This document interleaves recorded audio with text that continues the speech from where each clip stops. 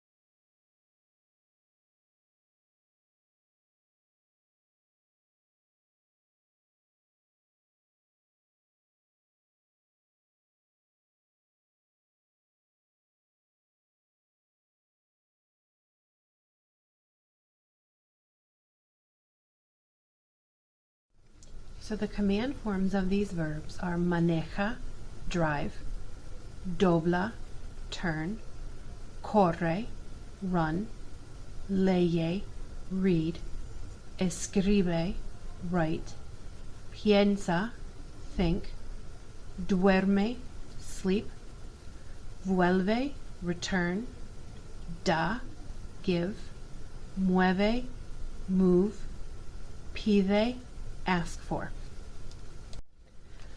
Let's talk about our verbs that are going to be very irregular.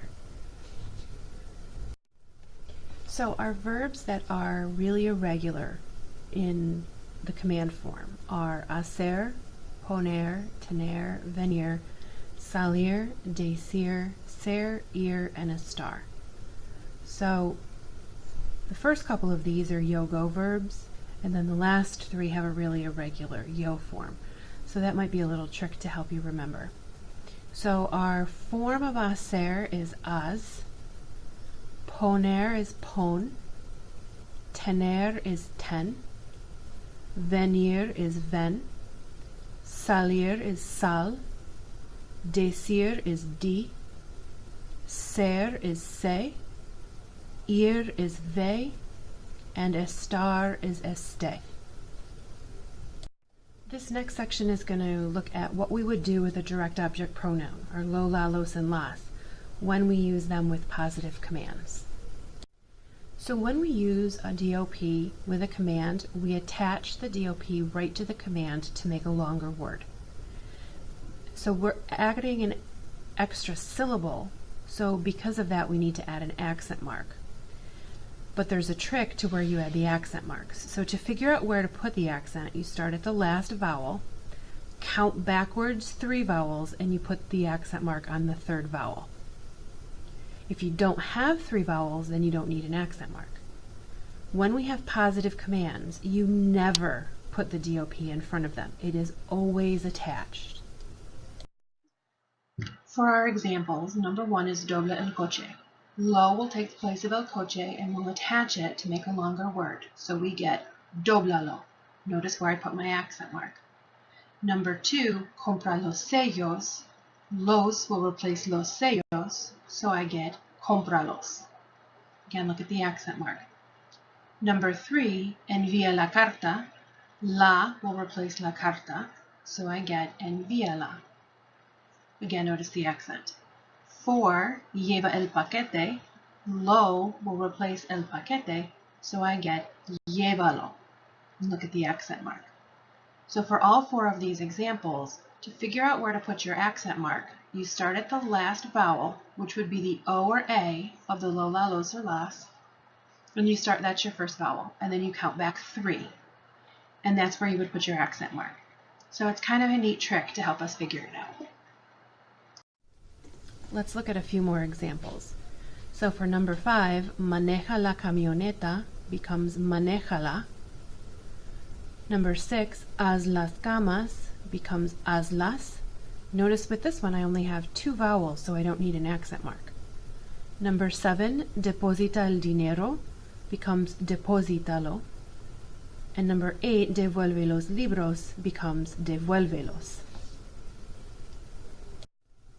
So this section is going to help us take a look at what we would do if we're giving a command with a reflexive verb, like dormirse or acostarse or vestirse. So if we're giving a command with a reflexive, we're going to attach the reflexive pronoun to the command to make a longer word. Just like with DOPs, we're going to need an accent mark when we add a reflexive pronoun.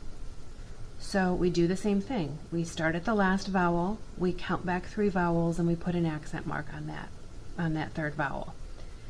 And we're never going to put the te in front of the positive command. And te is your only option because these are 2 commands, so te matches 2. So with these, you don't even need to decide which reflexive pronoun you're going to use. You're always going to use te. So that helps to simplify it a little bit. So one thing to be careful of with some of our reflexives is there are some exceptions to where we put our accent mark, and that's just going to help us with pronunciation. So these are just certain things that you have to remember, and if you put it on the wrong thing, it wouldn't change the meaning of the word. So for example, with peinarse, it becomes peinate, and that's just for pronunciation. Cepillarse becomes cepillate. That follows our 3 vowel rule. And afeitarse becomes afeitate. And again, that breaks the rule. But if you look at peinarse and afeitarse, it's the EI combination that causes the problem. So again, note that we attach te to all of these. That's our only option because when we're talking about 2 commands, te matches 2. So that's the only choice we have for reflexive pronoun. Here's a few more examples. Maquillarse would be maquillate, lavarse, lavate, sentirse, siéntete, and acostarse, acuéstate.